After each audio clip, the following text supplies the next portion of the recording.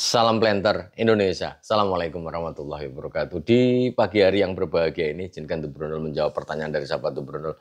Pak, apakah tanah yang subur dapat memberikan cukup nutrisi untuk tanaman yang masih TBM sampai panen perdana tanpa bantuan pupuk organik dan kimia?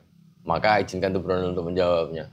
Bahwa tanaman kelapa sawit adalah sebuah tanaman yang dibudidayakan dengan serapan unsur hara yang cukup besar, Mas. Artinya bahwa jumlah unsur hara yang dibutuhkan itu cukup besar. Dan di dalam panen perdana nanti juga kita ada target yang harus diambil atau yang dipanen. Sehingga ketika unsur hara yang ada di tanah hanya bahasa Jawa itu mung-mungan, ya nanti akan habis pada waktunya. Jika ini tetap tidak tetap dibiarkan saja, maka unsur hara yang ada di tanah akan habis dan tidak mampu menopang panen perdana. Bahasa kasarnya adalah apakah tanah itu ketika kita kelapa sawit ditanam pada tanah yang subur, kemudian mampu tumbuh dengan baik kelapa sawit, apakah bisa untuk menopang panen perdana? Saya jawab ya, kalau untuk panen perdana dengan tonase yang secukupnya ya bisa saja. Malah terkadang jumlah yang kita harapkan tidak sesuai dengan apa yang kita inginkan. Kenapa? Karena unsur hara. Dan kita sebagai petani kelapa sawit harus memahami yang namanya budidaya kelapa sawit adalah bahwa tandan buah segar yang dipanen adalah akan membutuhkan unsur hara yang cukup besar. Dari sebuah penelitian disampaikan bahwa dalam 1 ton tandan buah segar itu membutuhkan serapan unsur hara yang setara 7,3 kg KCl. 6,3 kg setara dengan nitrogen di urea. Kemudian 4,9 kg setara magnesium yang ada di gliserid dan 2,1 setara dengan fosfat yang ada di TSP. Angka yang cukup besar.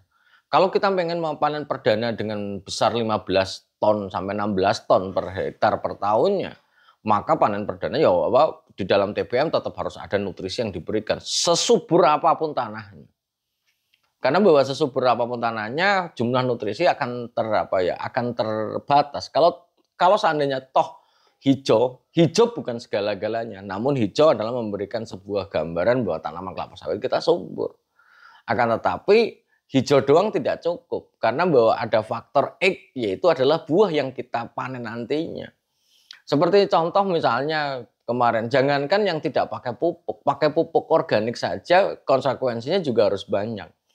Ketika kita memberikan pupuk organik, misalnya kotoran ayam, kita punya peternakan, maka nutrisi yang terkandung di dalam kotoran ayam yang mayoritas didominasi oleh nitrogen adalah sangat baik sekali. Namun konsekuensinya adalah jumlahnya cukup besar. Karena mengingat nutrisi yang ada di tanaman yang ada di kotoran ayam ini adalah sangat sedikit.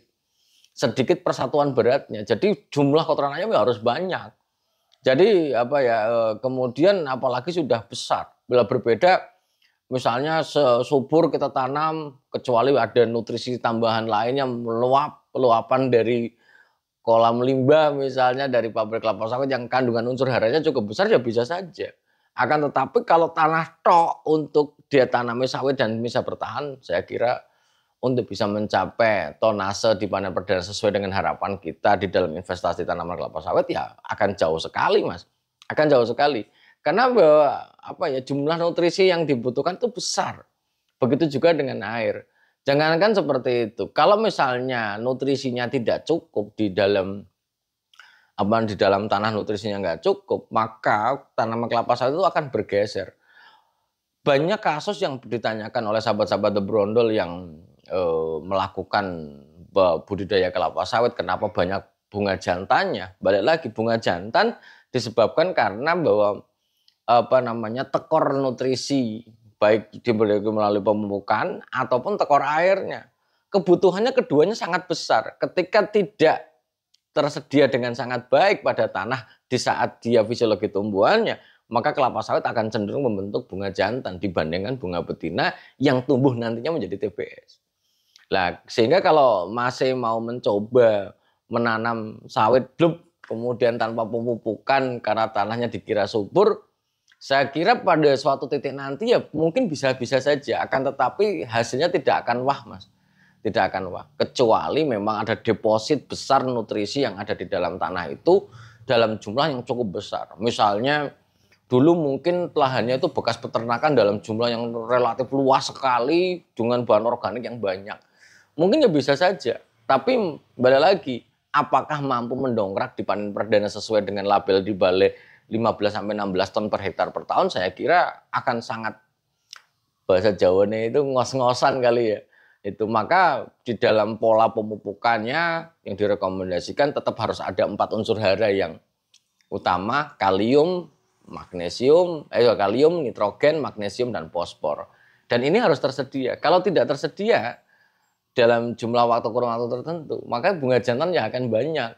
Ditambah dengan kondisi air yang tidak tersedia. Mungkin itu saja sih Mas yang dapat saya sampaikan pada kesempatan di pagi hari yang berbahagia ini. Intinya adalah, dan saya menambahkan lagi, kemarin ada juga yang bertanya, Pak Pendi, di dalam tanaman belum menghasilkan, ngapain kita pupuk kalium? Kalium itu kan untuk bunga dan buah. Sementara kalau bunga dan buah, kita kan tanaman belum menghasilkan kan tidak perlu itu. Kalium bukan hanya semata-mata untuk bunga dan buah, akan tetapi di dalam pembesaran bonggol pun adalah membutuhkan kalium. Sehingga di tanaman belum menghasilkan, untuk persiapan masa panen perdana nanti, karena serapan pupuk itu butuh waktu yang cukup panjang. Kalau misalnya tidak ada kalium, maka bonggol tidak akan membesar dan ini hasil bunga ke depannya juga tidak akan baik. Sehingga ini di dalam pola pemberian pupuk untuk tanaman yang belum menghasilkan itu rekomendasinya tetap 12, 12, 17, 2. Kaliumnya tertinggi.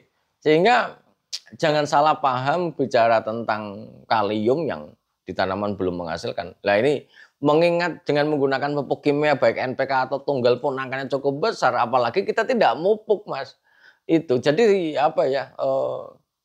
ya sekali lagi balik lagi, Anda Mas yang punya ladang ditanam subur Pak Pendi, nanti panen perdana bisa, ya bisa, tapi mesti di luar dari angka yang diberikan angka yang diberikan oleh balai, yaitu 15 sampai 16 ton di panen perdana 26 sampai 38 bulan setelah tanam di lapangan. Mungkin itu aja dulu yang dapat saya sampaikan. Intinya adalah bahwa dan satu lagi, apakah organik dan kimia ini lebih bagus mana? Maka jawabannya interaksi keduanya adalah lebih baik. Jadi kalau pemupukan kimia yang dibarengi yang ada dengan dikombinasikan organik jauh lebih baik dibandingkan hanya kimia saja. Organik saja juga baik, akan tetapi jumlah unsur hara yang dibutuhkan harus setara dengan pupuk organik dalam jumlah yang cukup besar. Mungkin saja dulu yang dapat saya sampaikan pada kesempatan di pagi hari ini. Semoga Allah memberikan kesehatan dan kebahagiaan tanpa syarat, dan salam planter Indonesia. Assalamualaikum warahmatullahi wabarakatuh.